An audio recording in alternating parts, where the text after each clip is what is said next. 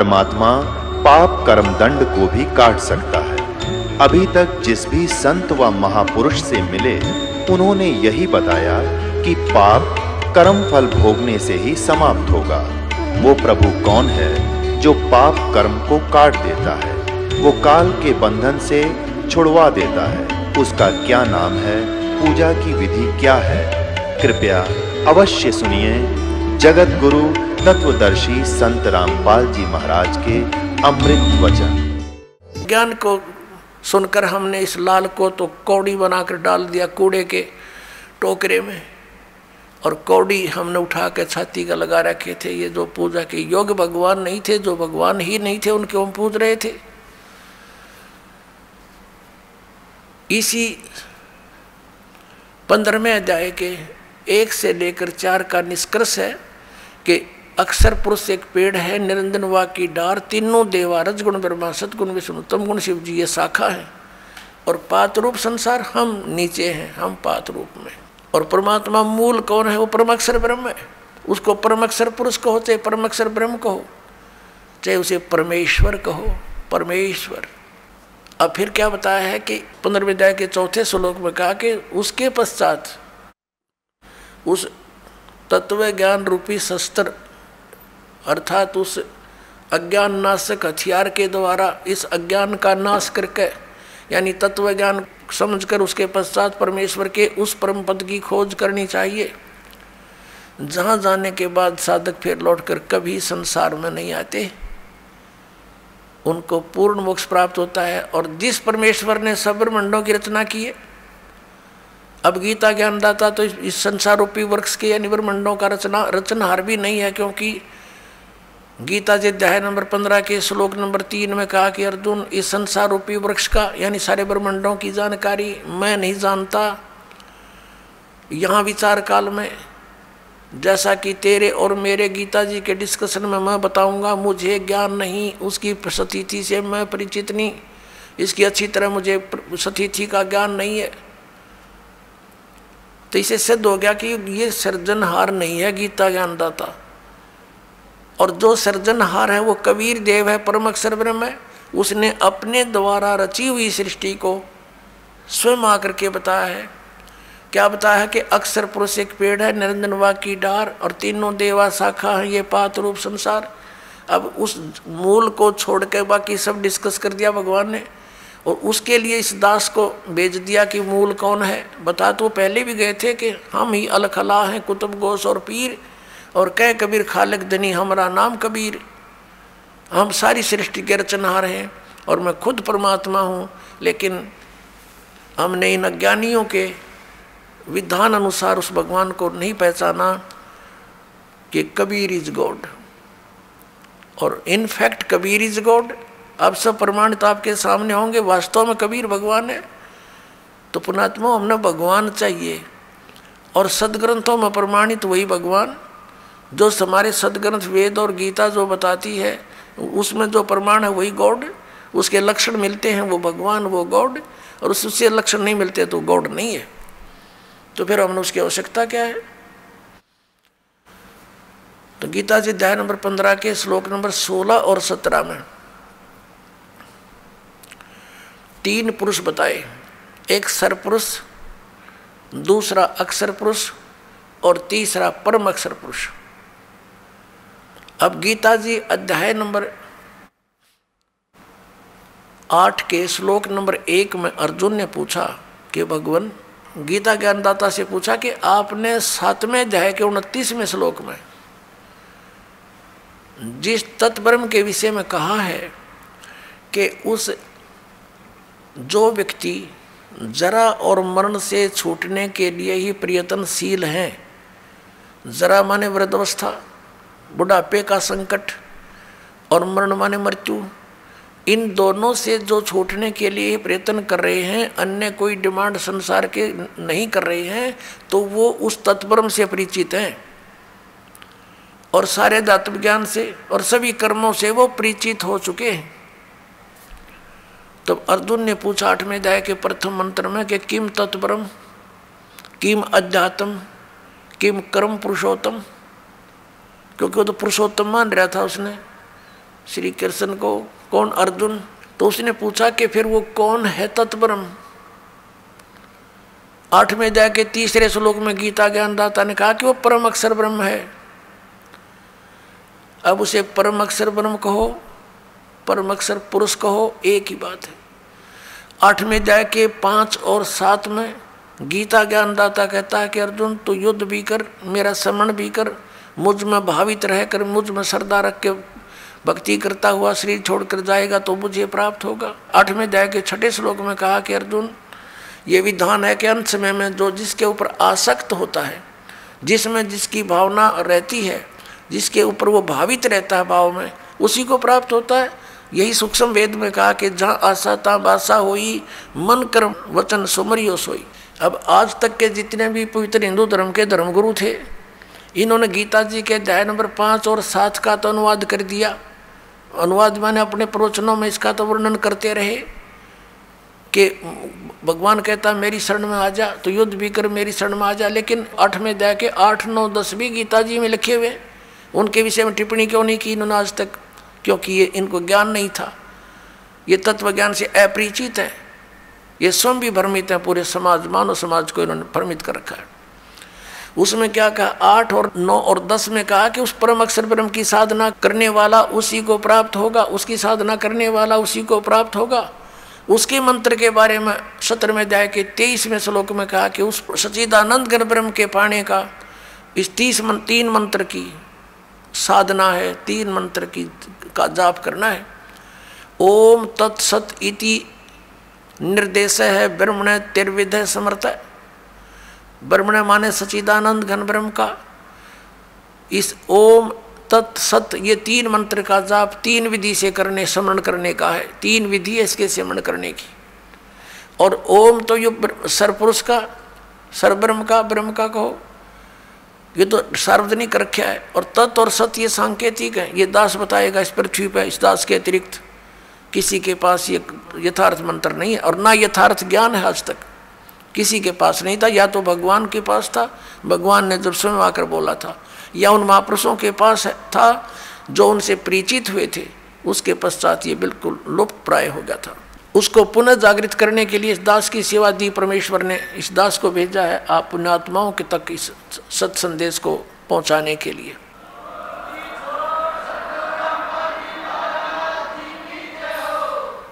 अब यहाँ 17वें अध्याय के 23वें श्लोक में 3 मंत्र का जाप है परम अक्षर ब्रह्म का।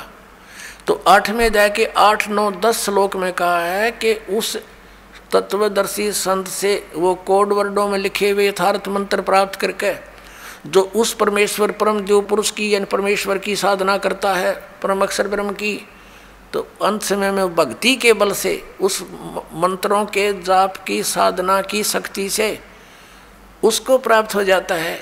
उस परमात्मा को प्राप्त करके फिर दोबारा संसार में नहीं आते, उनका जन्म मृत्यु सदा के लिए समाप्त हो जाता है। गीता ज्ञानदाता अपनी साधना और अपनी स्थिति से तो स्वयं परिचित करा रहा, अपनी गति से भी, कि अर्जुन तेरे और मेरे बहुत से जन्म हो चुके, तू नहीं जानता मैं जानता हूँ। इसे सिद्ध है कि गीता ज्ञानदाता की भक्ति साधना से परम गति नहीं हो सकती। इसलिए 7वें अध्याय के 18वें श्लोक में गीता ज्ञानदाता अपनी गति को यानी ओम नाम से होने वाली परम गति को अनुत्तम कह रहा है कि अश्रेष्ठ है, व्यर्थ है। अपनात्माओं 15वें अध्याय के 16 और 17 श्लोक में 3 प्रभु गति क्लियर हैं, 3 पुरुष, एक सरपुरुष एक अक्षर पुरुष। और सरपुरुष और अक्षर पुरुष के विषय में बताया कि ये भी दोनों नाशवान हैं और इनके अंतर्गत जितने प्राणी हैं वो भी नाशवान हैं। आत्मा किसी की मरती नहीं, वो तो विषय अलग है। कुत्ते की भी ना मरती, न तो गधे की भी नहीं मरती, आत्मा अलग है। तो कहने का भाव ये है कि सरपुरुष भी नाशवान, अक्षर पुरुष भी नाशवान। वैसे अक्षर पुरुष का अर्थ होता है अविनाशी, लेकिन ये भी व्यर्थ, ये भी नाशवान है, लेकिन ये काफ़ी चिरस्थायी है, इसका जीवन बहुत लंबा चौड़ा है। आने वाले समय में आपको यह कंसेप्ट भी क्लियर करेंगे कि कितना अविनाशी है। इसलिए 15वें अध्याय के 17वें श्लोक में उस परम अक्षर ब्रह्म के विषय में कहा है, परम अक्षर पुरुष के विषय में कहा है कि उत्तम पुरुष है तू अन्य परमात्मा इति उदाहरत है। यह लोक तरम अविषय विवर्ती अवैश्वर है। उत्तम पुरुष यानी श्रेष्ठ परमात्मा प्रभु तो कोई अन्य है। ऊपर 15 में जाके 16वें श्लोक में वर्णित सरपुरुष अक्षर पुरुष से कोई अन्य है और है, और वही परमात्मा कहलाता है। परमात्मा माने भगवान, श्रेष्ठ आत्मा। अपने आत्मा जहाँ हम रह रहे हैं यहाँ ये परमात्मा के लक्षण है। किसी की टांग टूट गई, किसी का कैंसर हो रही है, किसी का बेटा मर गया, किसी की बेटी मर गई, किसी का पूरा परिवार नाश हो गया एक्सीडेंट या किसी अन्य कारण से, तो क्या ये परमात्मा का स्थान है? परमात्मा का अर्थ है तो दुख ना दे, सुख ही सुख दे, उसको भगवान कहते हैं। तो यहाँ लिखा है कि वो तीसरे नंबर का जो परम अक्षर ब्रह्म है, परम अक्षर पुरुष है, वो है वास्तव में भगवान, वो परमात्मा कहा जाता है। और यह लोक तरमावी से विवर्ती, जो तीनों लोकों में प्रवेश करके सबका धारण पोषण करता है।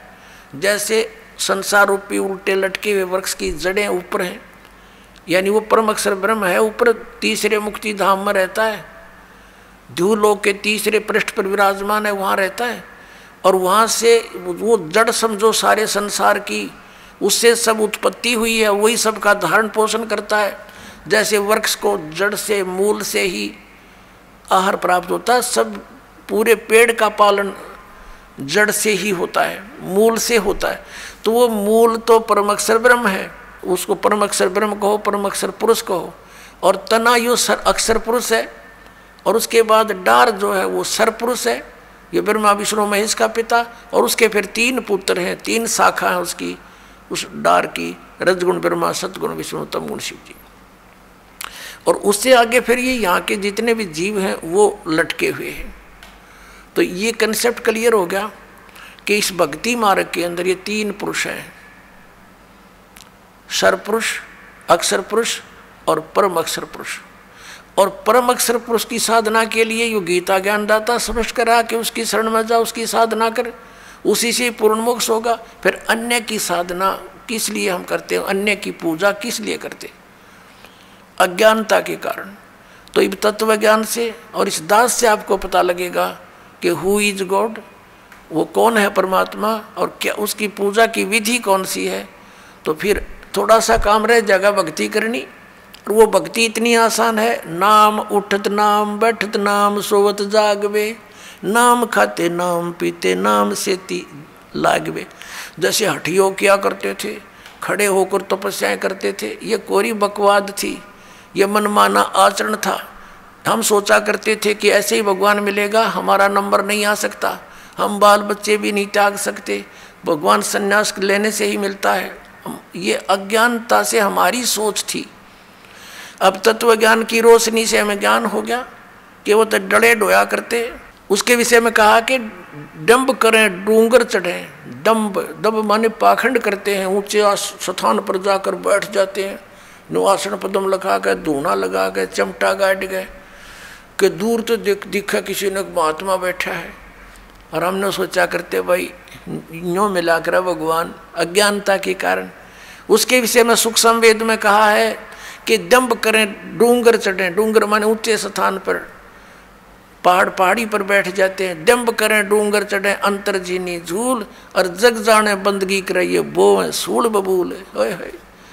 जनता ने सोचे ये भक्ति कर रहा है तो बबूल के सूल बोल किकर के कांटे वो रहा अपने अगत में, क्योंकि साधना शास्त्र विरुद्ध है। तप से राज राजमद मानम, जन्म तीसरे सुकर स्वानम, तपेश्वरी सो राजेश्वरी, राजेश्वरी सो नरकेश्वरी। जितना अधिक तप करेगा उसको अधिक राज मिलेगा, अधिक राजा अधिक समय तक नरक में डाला जाता है। क्योंकि तप से राजमद मानम, इतना अभिमान हो जाता है राजा में, आगा पीछा कुछ नहीं देखता, ना जाने कैसी सजाएं दे डालता है, ना जाने कितने जीवों को मरवा डालता है अपने राज को सुरक्षित करने के लिए। फिर उस बच्चों को सारे भोगने पड़ते हैं। तो परमात्मा कहते हैं जग जाने बंदगी करें, ये वो है सूल बबूल। तो अपने आत्माओं, आपका सौभाग्य, आपको सत्संग सुनने को और तत्व ज्ञान सुनने को मिला। बोलो सतगुरुदेव। परम पिता परमात्मा पूर्ण ब्रह्म, सारी सृष्टि के रचनहार, कुल मालिक, कबीर देव जी, कबीर परमेश्वर जी की असीम कृपा से हमें ये सत्संग प्राप्त हुआ। पुण्यात्मा, सत्संग का क्या अर्थ होता है? सीधी सी बात है, जहां पर सत्य का साथ हो, सत्य का आधार हो, उसको सत्संग कहते हैं। तो ये सत्संग अध्यात्म ज्ञान का प्रचार माध्यम जहाँ माना जाता है, अध्यात्म मार्ग का जो विचार दिया जाता है उसको सत्संग कहते हैं। और वो सच्चा हो, शास्त्र अनुकूल हो, प्रमाणित हो, उसको सत्संग कहते हैं।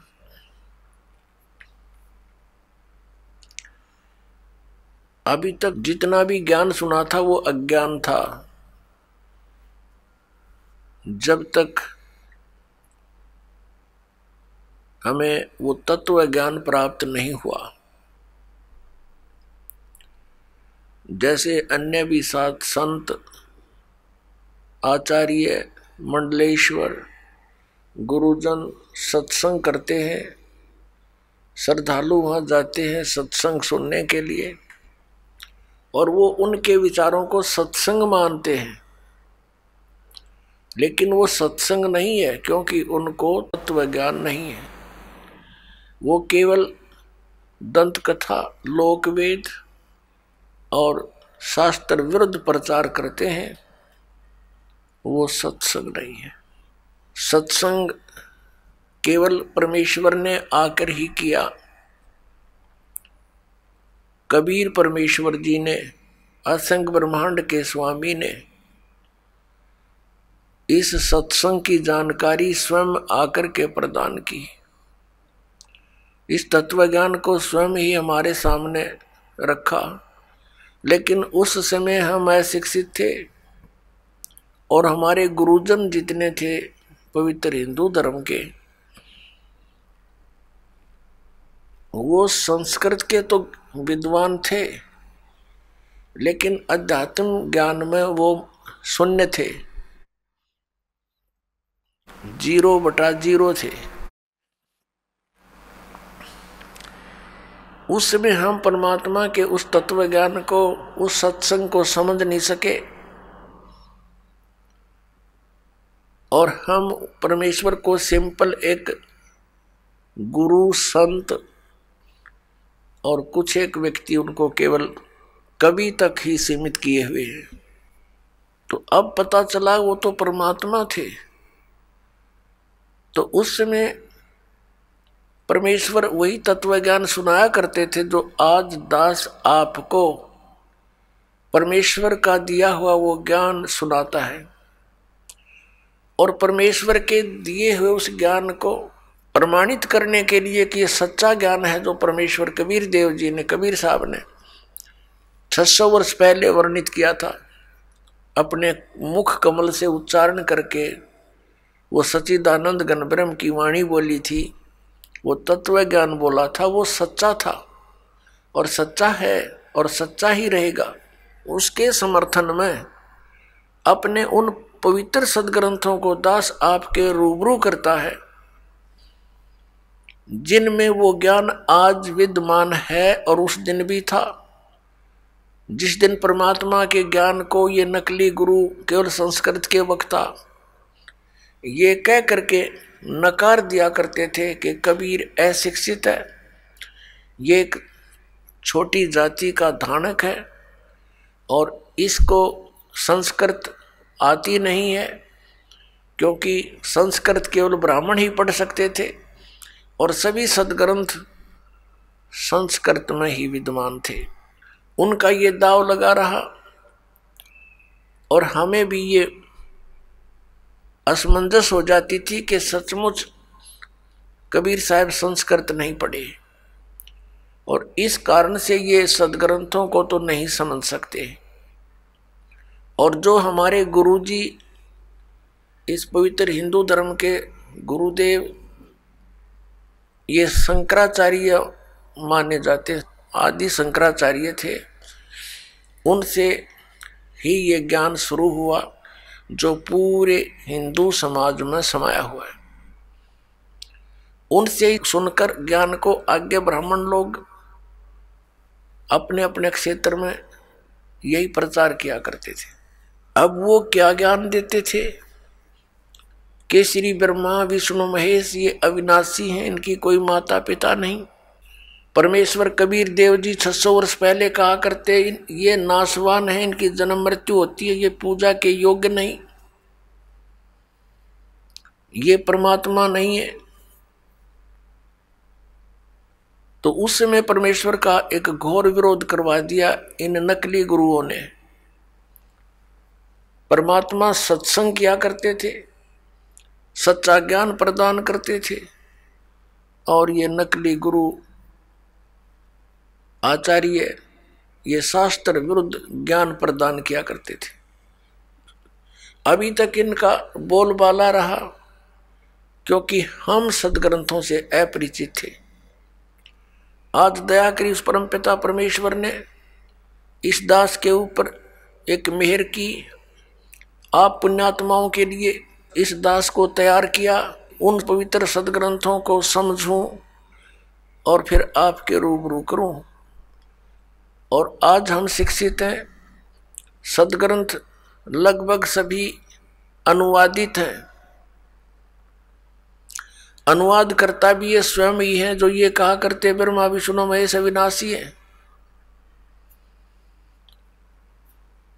तो पुण्यात्माओं 21 ब्रह्मांड में सत्संग नहीं है इस दास के अतिरिक्त, इस बरवाला के अतिरिक्त। ये अभिमान ना समझना, ये सच्चाई समझना। अभिमान तो उस व्यक्ति को होता है जिसने अपने कोई खोज की हो, अभिमान तो उसको भी नहीं चाहिए, लेकिन ये स्वभाव है, हो जाता है। लेकिन जो ज्ञान दास आपके समक्ष कर रहा है वो तो पहले परमात्मा ने हमें दे रखा था, बख्शीश कर रखा था। दास तो उसको समझा रहा है कि भगवान ने ऐसा 600 वर्ष पहले कहा था, और आज हमारे सदग्रंथों में भी प्रमाणित पाया, उस समय उनमें भी लिखा था। तो पवित्र हिंदू धर्म का जो प्रचार कहाँ से प्रारंभ हुआ? आदरणीय आदि शंकराचार्य जी से हुआ। ये आदि शंकराचार्य कौन थे? उन्हीं की जीवनी में लिखा है कि ये भगवान शंकर ही स्वयं अवतार धारक आए थे और माता के गर्भ से जन्म लिया। 8 वर्ष की आयु में ये दीक्षित हो गए थे, संस्कृत बचपन से ही पढ़ने लग गए थे,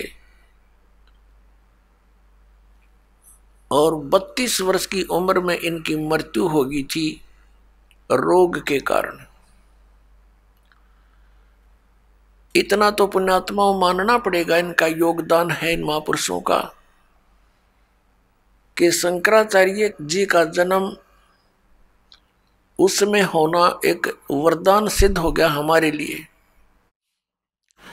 क्योंकि उस समय बौद्ध धर्म का बहुत प्रचार हो रहा था, और शंकराचार्य जी ने बौद्ध धर्म का उसका विरोध किया था ज्ञान से, झगड़े से नहीं, ज्ञान से विरोध किया था। और उसका परिणाम ये निकला कि आज तक भक्ति जीवित रही।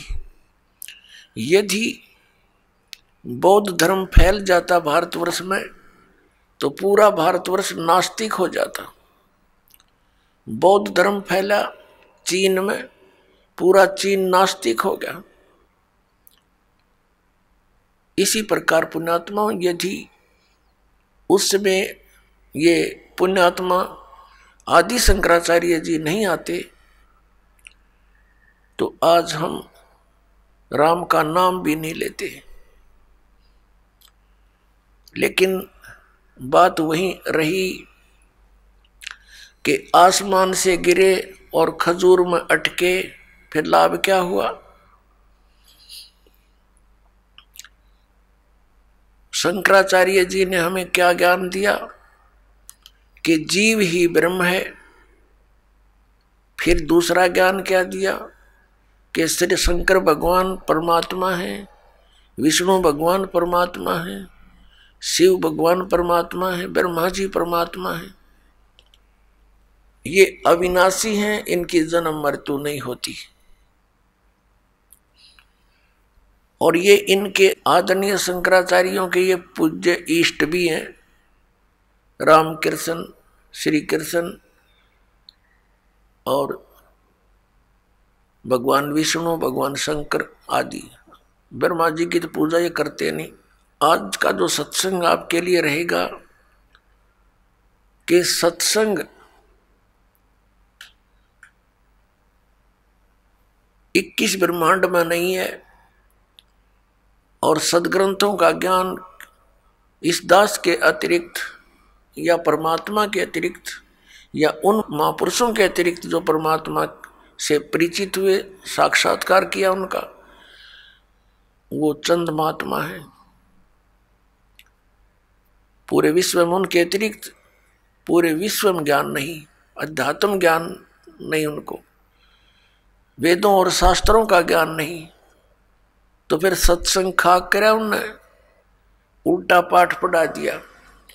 अब आपको दिखाते हैं कि शंकराचार्य जो परंपरा है, इसमें क्या पूजा होती है, ये क्या सत्संग सुनाते हैं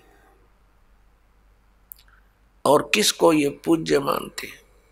पुण्यात्माओं, एक विशेष मेहर है मालिक की कि आज मानव समाज को वो सच सुनने को मिल रहा है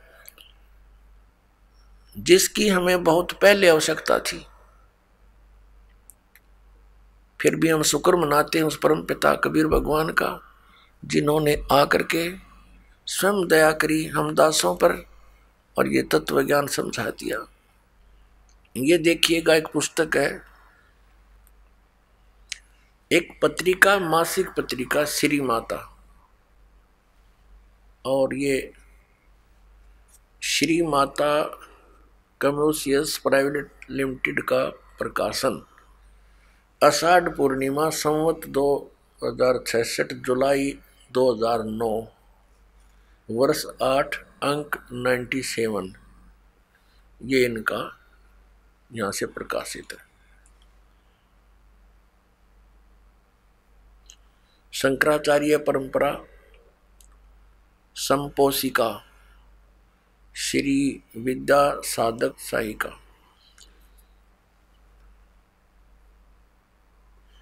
इसमें शंकराचार्य परंपरा यहाँ से शुरू होती है। नारायणम पदम भुवम वसिष्ठम शक्तिम च तत्पुत्र पराशरम च व्यासम सुकम गौड़ पदम महांतम गोविंद योगेंद्रम अस्य शिष्यम। अब ये क्या बताया है कि ये इनके पूज्य देव हैं। कौन? नारायण से शुरू होते हैं, नारायण। अच्छा, फिर इसके बाद वशिष्ठ जी, ब्रह्म ऋषि वशिष्ठ। वशिष्ठ जी के पुत्र हुए हैं श्री शक्ति देव, ये श्री शक्ति देव। और शक्ति जी के पुत्र हुए हैं श्री पराशर, इसको पाराशर भी बोलते हैं, श्री पराशर जी। और पराशर के पुत्र हुए हैं श्री व्यास जी, भगवान वेद व्यास जी। और वेद व्यास जी के पुत्र हुए हैं सुखदेव जी। उसके बाद फिर ये श्री गौड़ पदाचार्य, श्री गोविंद भगवत पादाचार्य, और फिर ये इनके बाद हुए हैं श्री मद आदि शंकराचार्य, आद्य शंकराचार्य। नारायणम स आरंभाम शंकराचार्य मध्यम, ये न अपना। अच्छा, यहाँ से क्या है कि वर्तमान में अब ये शंकराचार्य हैं 4 मठों पर। श्री स्वरूपानंद जी यह साफ नहीं दिखाई देते। ज्योतिष पीठाधीश्वर व द्वारका शारदा पीठाधीश्वर। और स्वामी श्री निशलानंद सरस्वती जी पुरी गोवर्धन पीठाधीश्वर। और यह है श्री भारती तीर्थ जी श्रृंगेरी पीठाधीश्वर। और इनके भगवान कौन है ये देखिएगा, पीछे देखना, ये नारायण यानी विष्णु जी, और ये श्री ब्रह्मा जी, और ये श्री शिव जी। ये इनके पूज्य देव हैं। ये एक पुस्तक है ज्योतिर्मय ज्योतिर्मठ, इसको और दिखाते हैं आपको। ये हैं श्री स्वरूपानंद जी शंकराचार्य, दो पीठों के पीठाधीश्वर। देखिए पूरा इसको। ये है शंकराचार्य जो वर्तमान में दो पीठों को संभाले हुए हैं, ज्योतिर्पीठ और द्वारका पीठ। अब यहाँ देखिएगा इसके दूसरे पृष्ठ पे, ये है ज्योतिर्मय ज्योतिर्मठ, ये पुस्तक का नाम है। ये किसके संरक्षक हैं? अनंत श्री विभूषित ज्योतिष पीठाधीश्वर एवं द्वारका शारदा पीठाधीश्वर जगत गुरु शंकराचार्य स्वामी श्री स्वरूपानंद सरस्वती जी महाराज, जिसका आपने ये चित्र देखा, ये है। और संपादक लेखक एवं संकलनकर्ता विष्णुदत्त शर्मा, अध्यक्ष आध्यात्मिक उत्थान मंडल दिल्ली। प्रेरणा स्रोत है श्री शुद्धानंद ब्रह्मचारी जी, मुद्रक हैं फाइन प्रिंट एंड पैक्स। परामर्श एवं सहयोग श्री विपिन बिहारी दत्त रामायणी, श्री पुनीत शर्मा, श्री आशुतोष जोशी। प्रकाशक हैं अखिल भारतीय आध्यात्मिक उत्थान मंडल, 1/3224 गली नंबर 2, रामनगर तिवारी मंडोली रोड, सादरा दिल्ली। ये इनके फैक्स और फोन नंबर। अच्छा, इस पे दिखाते हैं आपको 2 नंबर इसकी। अब ये इनका एक पैड है, उसके ऊपर इसने लिखा है पूज्य श्री का संदेश। किसका? स्वामी स्वरूपानंद सरस्वती जी का महाराज। अनंत दिन की देखो उपमा कितनी गजब की है। अनंत श्री विभूषित श्री मजद गुरु शंकराचार्य ज्योतिष पीठाधीश्वर श्री स्वामी स्वरूपानंद सरस्वती जी महाराज, ज्योतिर्मठ बद्रिकाश्रम हिमालय संचार यात्रा स्थान। ये इनके हाथ से लिखा हुआ लेख है कि हमारे शंकर अद्वितीय दर्शन के अनुसार, ये कोई शंकर अद्वैत, ये कोई इनका लेख है जो आदि शंकराचार्य जी का लिखा हुआ अनुसार भूत भौतिक प्रपंच के मूल में प्रकाश और विमर्श 2 पदार्थ हैं जो मणि और उसकी प्रभा के समान परस्पर अभिन्न है। प्रकाश शिव और विमर्श उसकी शक्ति यानी शिवा, शिव और पार्वती, ये देखो उसकी शक्ति है। पार्वती और परमेश्वर या त्रिपुर सुंदरी या त्रिपुर सुंदर उन्हीं का अभिव्यक्त रूप है, सब रूप है। शक्ति सौंदित शिव ही जगत के सर्जन पालन और संहार में समर्थ होते हैं। हमारा सीधा संबंध शक्ति के उस स्वरूप से है जो जगत का पालन रक्षण करती है आदि आदि। अब ये देखिएगा, ये है श्री स्वरूपानंद जी, ये इनके नीचे लिखा इनका पूरा एड्रेस। प्रातः स्मरणीय पूज्य पाद अनंत श्री विभूषित ज्योतिष पीठाधीश्वर एवं द्वारका शारदा पीठाधीश्वर जगत गुरु शंकराचार्य स्वामी श्री स्वरूपानंद सरस्वती जी महाराज। अब देखो आगे, ये पार्वती जी की पूजा करते हैं। ये क्या बताते हैं? भगवती श्री राधेश्वरी त्रिपुर सुंदरी देवी इसकी पूजा करते हैं। ये इसका प्रमाण आपके समक्ष है, देखिएगा। और भगवान शिव को भी ये समान आदर से देखते हैं। इसी पुस्तक के हम प्रश्न 9 पर आते हैं। ये ज्योतिर्मय ज्योतिर्मठ, इसी पुस्तक के हम इसके प्रश्न नंबर 9 पर पढ़ेंगे। वर्तमान में इन 4 मठों के 3 अधिकृत शंकराचार्य हैं। ज्योतिष पीठाधीश्वर एवं द्वारका पीठाधीश्वर पूज्य स्वामी अनंत विभूषित श्री स्वरूपानंद सरस्वती जी महाराज हैं, और गोवर्धन पीठाधीश्वर पूज्य स्वामी अनंत श्री विभूषित स्वामी निश्चलानंद जी सरस्वती हैं। और दो यहाँ के तो ये हो गए स्वरूपानंद जी, इन दोनों के ज्योतिष पीठ के और द्वारका शारदा पीठ के, तो स्वरूपानंद जी। और गोवर्धन पीठाधीश्वर पूज्य स्वामी अनंत श्री विभूषित निश्चलानंद सरस्वती जी महाराज, और श्रृंगेरी पीठ के पूज्य श्री अनंत श्री भारत तीर्थ जी महाराज, ये तीनों ने 4 मठों को संभाल रखा है। अब इसके हम पृष्ठ 11 पर पढ़ेंगे। इसमें आदि शंकराचार्य जी का कुछ संक्षिप्त जीवन परिचय है। आदि गुरु शंकराचार्य संक्षिप्त जीवन परिचय। विश्व वंदनीय प्रातः साधना, अलौकिक मेधा, अद्भुत प्रतिभा, क्रांतिकारी रचनात्मक समन्वयात्मक प्रज्ञा, असाधारण तर्क कौशल आदि आदि। अब हम यहाँ से देखते हैं कि लगभग 2500 वर्ष पूर्व शंकराचार्य का जन्म चरमराती आस्था के युग में केरल प्रांत में पूर्णा नदी के निकट तट पर कालाड़ी ग्राम में धर्मनिष्ठ नंबूद्री शैव ब्राह्मण श्री शिव गुरु व धर्मपरायण सुभद्रा के घर हुआ। श्री शिव गुरु तैत्रीय शाखा के यजुर्वेदी थे। शंकराचार्य का जन्म शंकर के आशीर्वाद से हुआ, अतः उनका नाम शंकर रखा गया। गुरु परंपरागत मठों के अनुसार उनका आविर्भाव काल, उनका जन्म समय ईसा पूर्व 2508 या 476 वर्ष माना जाता है। 1 वर्ष की आयु में मातृभाषा में भावों का प्रगट, 2 वर्ष की आयु में पुराण कथाओं को कंठस्थ करना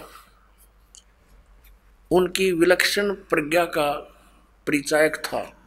3 वर्ष की अवस्था में उनका चूड़ाकर्म संस्कार हुआ। उसके बाद इनके पिता स्वर्गवासी हो गए 3 वर्ष की आयु। 5 वर्ष की आयु में गुरु गृह पढ़ने गए, जहाँ 8 वर्ष की आयु में ही वेद वेदांगों का पूर्ण अध्ययन कर लिया। अब हम इसको और ज़्यादा ना पढ़ें, अब हम आएंगे। आदरणीय आदि शंकराचार्य जी ने 4 मठों की स्थापना की और 10 प्रकार के सन्यासी बनाए, जो उनके द्वारा यानी आदि शंकराचार्य जी के द्वारा दिए गए ज्ञान को आगे प्रचार किया करते थे, और जिससे बौद्ध धर्म का वहाँ स्टॉप लग गया और इस ज्ञान का पुण्यात्माओं में प्रचार होना प्रारंभ हो गया। और ऐसे जोर शोर से प्रचार हुआ कि पूरे हिंदू समाज में ये ज्ञान आज तक ग्रहण है। अब आपको दिखाते हैं। आदि शंकराचार्य जी ने बहुत सारे ग्रंथ अपने अनुभव के बनाए। उनमें से एक है मठ आमनाय महाअनुशासनम। इसको दिखाते हैं आपको।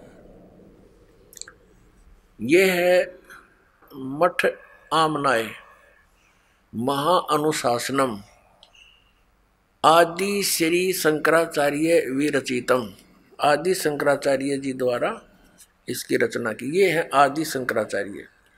ये 32 वर्ष की उम्र में इनका देहांत हो गया था।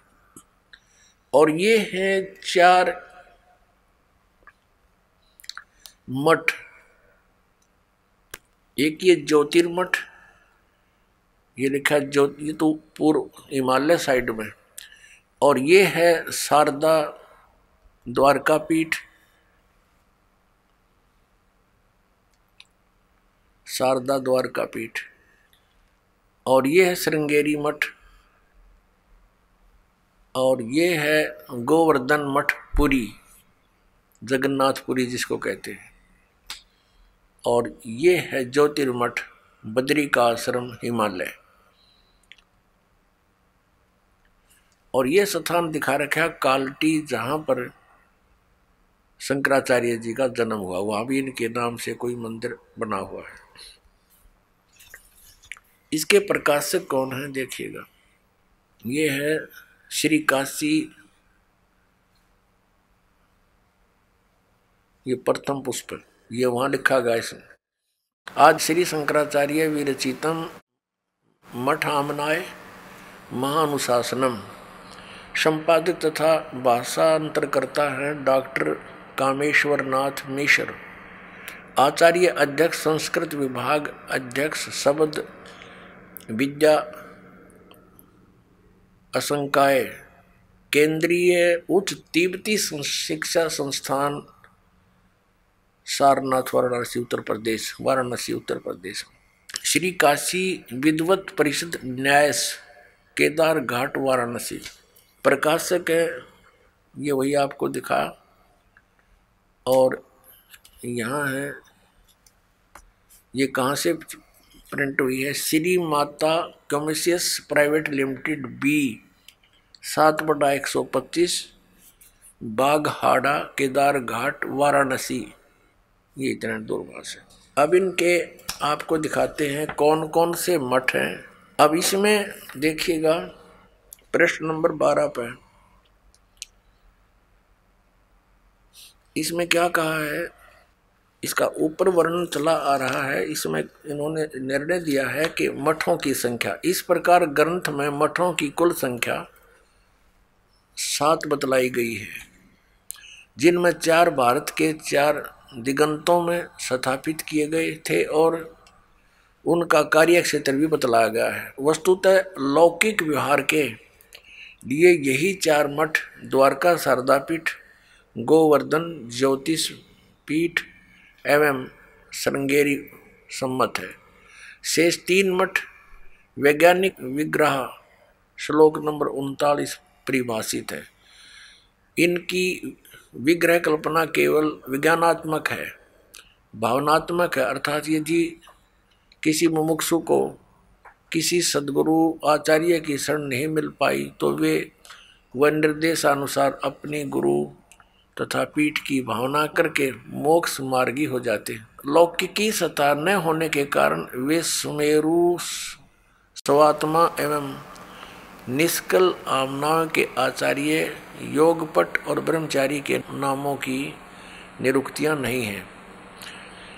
अब यहाँ पूर्वोक्त 4 मठों की स्थिति और क्षेत्र तो भूतल पर बतलाए गए हैं और भारत के 4 भागों में अवस्थित हैं। ऊर्ध्व दिशा तो ऊपर है, ऊर्ध्व ऊपर, आकाश में, स्वर्ग अथवा अन्य लोकों में यह मठ नहीं हो सकता। गंधर्व नगर अथवा आकाश महल की भांति यदि हो भी सकता है तो केवल भावना लोक में, भूलोक में नहीं। इसी प्रकार 4 मठों के ऋग्वेद, यजुर्वेद आदि 4 वेद बतलाए, अथर्ववेद और सामवेद गए हैं। ऊर्ध्व आमनाय सुमेरु पीठ के लिए निर्धारित वेद सूक्ष्म वेद श्लोक नंबर 42 है और 4 वेदों के अतिरिक्त इस नाम का कोई वेद सनातनी जगत में नहीं है। अब इसका कहने का भाव ये है कि जैसे 4 वेद हैं और एक पुस्तक है, ये मठ आमनाय महानुशासनम, इसके श्लोक नंबर 42 में एक सूक्ष्म वेद का भी जिक्र है, पर लेखक अनुवादकर्ता कह रहा है कि ये तो कहीं और ही हो सकता है, हमारे सनातनी जगत में केवल 4 ही वेद हैं। अब हम आगे आते हैं। अब इन चारों मठों पर पूरे हिंदू धर्म को ज्ञान दिया जाता है, और जो आदि शंकराचार्य जी के द्वारा स्थापित हैं उनके द्वारा दिया गया ज्ञान है, वो किन किन मठों में कौन से वेद का पाठ होता है और कौन से देवी देवता की पूजा होती है, ये वर्णन दिखाते हैं। देखिएगा, पुस्तक वही है, पुस्तक ये वही चल रही है, मठ आमनाय महानुशासनम, पृष्ठ नंबर 33 पर शारदा मठ आमनाय, ये शारदा मठ के विषय में है। इसमें क्या बताया है, आदि शंकराचार्य द्वारा स्थापित पहला आमनाय पश्चिम दिशा में है, जिसको शारदा मठ कहा जाता है। ये आपको यहाँ दिखाया था, ये है शारदा मठ, ये वाला शारदा मठ द्वारका, ये द्वारका वाला, जिसको शारदा मठ कहा जाता है। इसका कीटवार संप्रदाय है, तीर्थ और आश्रम इसके सन्यासियों के पद अर्थात योग पट हैं। अच्छा, अक्षेत्र देवता देवी और प्रथम आचार्य यहाँ लिखे इसके बारे में। इस अक्षेत्र का नाम द्वारका है और देवता सिद्धेश्वर है, सिद्धेश्वर, और देवी भद्रकाली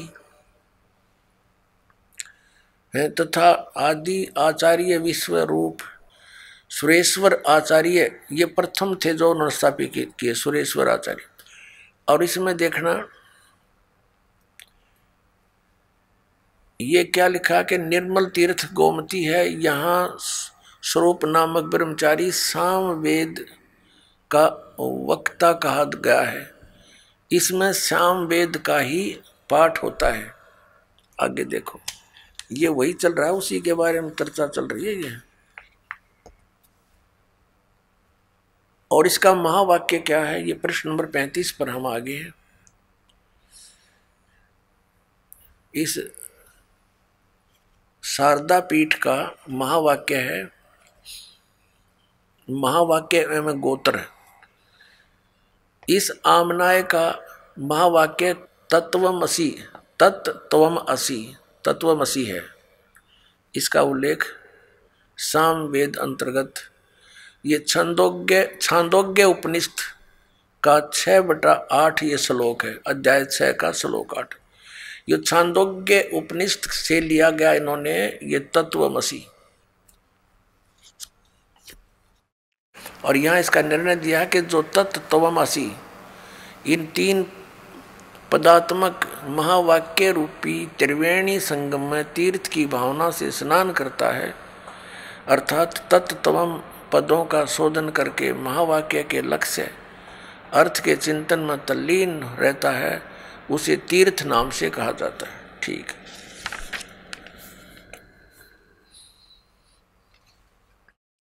अब ये है गोवर्धन मठ आमनाय। गोवर्धन उस मठ के बारे में जानकारी है। इसमें गोवर्धन मठ माना जाता, यह है कि दूसरा आमनाय पूर्व दिशा में वह गोवर्धन मठ माना जाता है। यहाँ देखेंगे,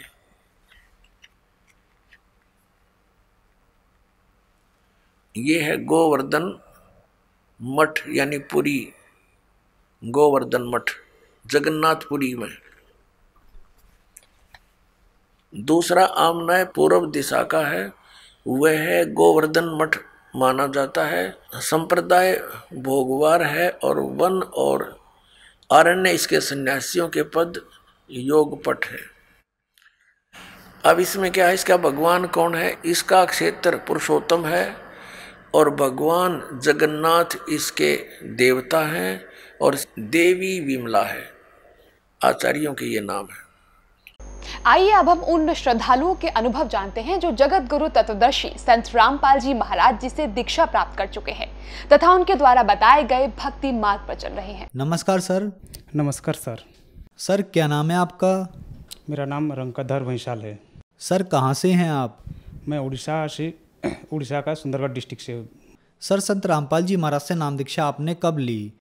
मैं संत रामपाल जी महाराज जी से 2014 फरवरी महीने में लिया। संत रामपाल जी महाराज से नाम दीक्षा लेने से पहले आप क्या भक्ति साधनाएं करते थे? संत रामपाल जी महाराज जी से दीक्षा लेने से पहले मैं हिंदू घर में मेरा जन्म था, तो हम हिंदू घर में जो भी परंपरा है, जैसे श्री ब्रह्मा श्री विष्णु जी की, श्री शिव जी की, माता दुर्गा की, गणेश जी की, और जो हमारे परिवार में जो कुल देवता है, कुल देवी है या पितरों का हम सब पूजा करते थे भगत जी, सर जी। तो फिर क्या कारण बना कि आप संत रामपाल जी महाराज की शरण में आए? पहले से ही बहुत परेशानी थे मेरे परिवार में। मेरे पिताजी बहुत नशा करते थे, घर का आर्थिक कंडीशन ठीक नहीं था। वो जब नशा करते थे तो घर में आके बहुत झगड़ा करते थे। रोज़ का ये था कि घर में पी के आते थे नशा करके और रोज़ गाली जोगड़ करते थे। ये रोज़ का काम था भगत जी। उस टाइम मेरी भाई जो छोटा भाई था वो भी नशा करना चालू कर दिया था। तो पहले तो मेरे पिताजी सिर्फ नशे करते थे, बाद में मेरे भाई भी नशा करने लग गया और ज़्यादा परेशानी हो गई। नशा इतना करते थे भगत जी कि पहले मेरे रिश्तेदार जब पूछते थे मेरे पिताजी के बारे में पूछते थे, लेकिन बाद में मेरे भाई के बारे में भी मतलब नशा से उतना ग्रस्त हो गया कि मेरे भाई के बारे में वो पूछने लगे कि आपके भाई कैसे है बोल के। तो मेरा परिवार पूरा नशाते ही बर्बाद हो गया था भगत जी। और मैं ऐसे काम करना चाहता था कि इस नशा से कैसे मुक्ति मिले। मेरा भाई जो नशा करता था, वो एक मुझसे बड़ा वाला भाई था, वो भी नशा करते करते उसका भी दिमागी हालत ठीक नहीं रहा और वो नहर में, नदी में जाके, हमारे पास की नदी में जाके वो भी डूब के उसका देहांत हो गया। और मेरा जो छोटा भाई था वो भी नशा करते करते वो भी मानसिक परिस्थिति उसका खराब हो गया, वो भी पागल हो गया। सर, संत रामपाल जी महाराज से नाम दीक्षा आपने कैसे ली? जब मेरी मौसी माँ बीमार थी और उसको मेडिकल से घर लेके या फिर मेडिकल लेके जाते थे, ऐसे इसी दौरान मैंने सोच रहा था कि कोई ऐसे ज्ञान मिल जाए कि इस बीमारी से मेरे परिवार को बचा सकूं। तो मुझे उसी दौरान मेरे एक दोस्त ने संत रामपाल जी महाराज की विषय में बोला कि ऐसा एक हरियाणा में ऐसा एक गुरु है जो जिनसे नाम दीक्षा लेने के बाद घर का जो भी भूत प्रेत का वादा है सब सारे दूर हो जाता है, जो भी परेशानी घर का है वो सब दूर हो जाता है। तो मैंने उसे, मेरे दोस्त से कहा कि कब चले संत रामपाल जी महाराज से नाम दीक्षा लेने के लिए हरियाणा। तो उसका कोई काम अड़ जाता था और उसी बीच ही मेरी माँ का देहांत हो गया। मैंने 2014 फरवरी में गुरुजी संत रामपाल जी महाराज जी से नाम दीक्षा ली और उनकी भक्ति प्रारंभ की। और मेरा धर्म पत्नी का 3 बार गर्भ रहा और तीनों बार 2 महीना 3 महीने के बाद गर्भ गिर जाता था। जब चौथी बार गर्भ रहा तो हमने डॉक्टर को दिखाया, वो भी बोला कि ये भी नहीं रहेगा, ये भी एबॉर्शन करना पड़ेगा। मैंने रिपोर्ट लेके आया हूँ, ये राउरकेला शांति मेमोरियल हॉस्पिटल में ये दिखवाया था। तो वहाँ के डॉक्टर ने बोला कि ये एबॉर्शन करना पड़ेगा, उसका पूरा डेवलपमेंट नहीं हुआ है, ये एबॉर्शन करना पड़ेगा बोला। जब डॉक्टर ने मना कर दिया, एबॉर्शन करने के लिए बोल दिया, तो हम गुरुजी से प्रार्थना लगाई। तो आश्रम से आदेश आया कि अब भक्ति करते रहो, परमात्मा दया करेंगे। तो हम मन में ये आया कि चलो दूसरे डॉक्टर को दिखा लेते हैं। तो दूसरे डॉक्टर के पास हम गए, तो ये रिपोर्ट है दूसरे डॉक्टर का। तो उन्होंने फिर अल्ट्रासाउंड किए और बताया कि हाँ गर्भ है, लेकिन थोड़ा छोटा है, गर्भ इतना डेवलपमेंट नहीं हुआ है बोल के बोला। तो फिर हम गुरुजी से प्रार्थना लगाए और बताए डॉक्टर ने जैसे बोले कि परमात्मा गुरुजी संत रामपाल जी महाराज, डॉक्टर बोले कि आपकी गर्भ जो है वो डेवलपमेंट नहीं हो रहा है, वो छोटा है। तो वहाँ से फिर आदेश आया कि आप भक्ति करते रहो, परमात्मा दया करेंगे। तो हम भक्ति चालू रखे और जब 10 महीना हो गया तो बच्चे का सीजी ऑपरेशन करके वो उसको निकाला गया। तो उस दिन बच्चे का वजन 3 किलो 340 ग्राम रहा और बिल्कुल स्वस्थ रहा। जिस बच्चे को डॉक्टर ने एबॉर्शन के लिए बोल दिए थे वो रिपोर्ट भी साथ में है। ये पहला वाला रिपोर्ट, ये राउरकेला का डॉक्टर, ये सबसे राउरकेला का शांति मेमोरियल मुन्नू पटनायक, ये हमारा सुंदरगढ़ डिस्ट्रिक्ट का सबसे बड़ा ज्ञानी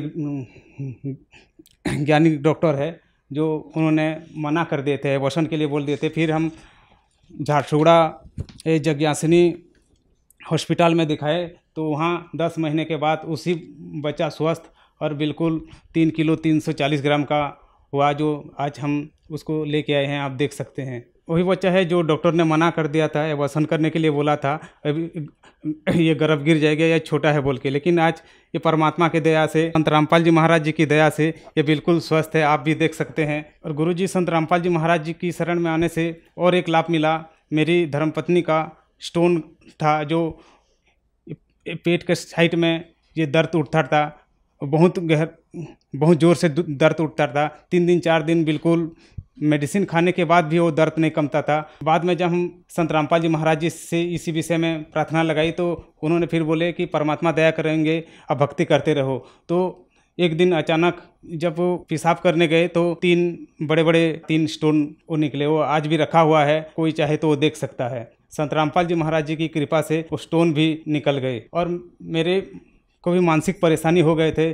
जब मेरे पिताजी नशा करता था, मेरे छोटे भाई नशा करता था और मेरा घर पूरा बर्बाद हो चुका था, तो धीरे धीरे वो पागल भी हो गए थे, तो मेरा भी मानसिक संतुलन बिगड़ गया था। लेकिन गुरुजी संत रामपाल जी महाराज जी की दया से जब बच्चा सही ठीक हो गया तो वो मेरी अभी मानसिक परेशानी भी दूर हो गया।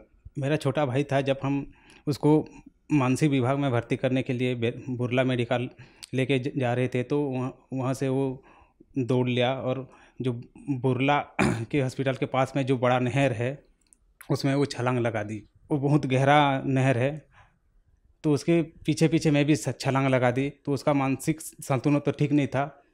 और उसी जब वो पूरा थक चुकी थी, वो डूबने वाली थी, तब मैंने उसके पास पहुंचा तो वो मेरे को पूरा पानी में ही दबोच लिया और मैं भी डूबने लगा।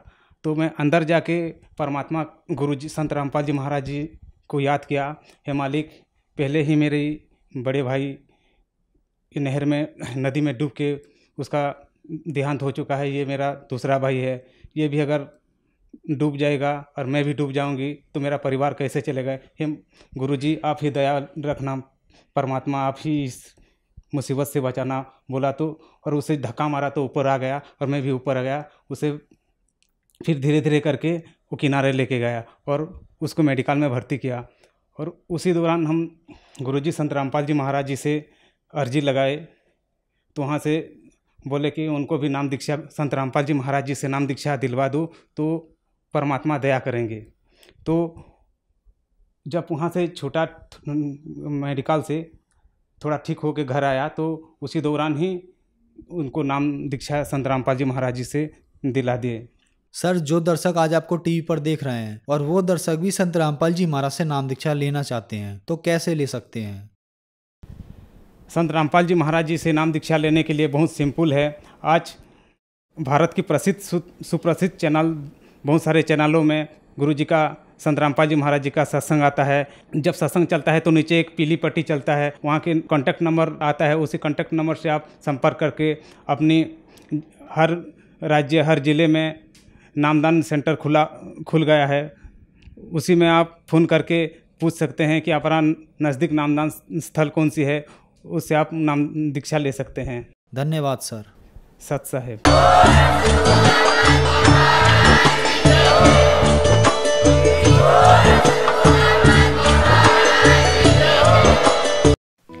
आप सुन रहे थे जगत गुरु तत्वदर्शी संत रामपाल जी महाराज के मंगल प्रवचन। अधिक जानकारी के लिए संपर्क करें।